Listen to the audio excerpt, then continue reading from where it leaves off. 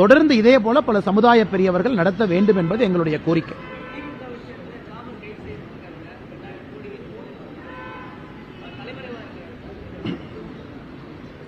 அண்ணா இதை பாப்பா, கோயம்புத்தூர் நண்பர்கள்ட்ட இன்னைக்கு தான் நம்ம பேசுறோம். அண்ணே 2013 இதே ஜாஃபர் சாதிக் கைது செய்யப்பட்டிருக்கார்.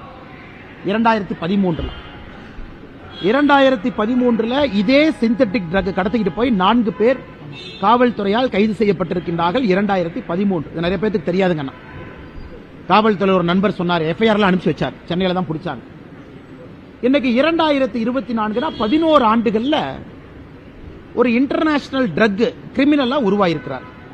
அன்னைக்கு பிடிப்பட்டது வெறும் 20 கிலோ இதே ட்ரக், இதே சிந்தட்டிக் ட்ரக். இன்னைக்கு 11 ஆண்டுகள் கழித்து 3500 கிலோ 2000 கோடி நம்ம பேசிட்டு இருக்கோம்னா கன்சைன்மெண்ட் இன்டர்நேஷனல் கனெக்ஷன் பேசுறோம். காவல்துறை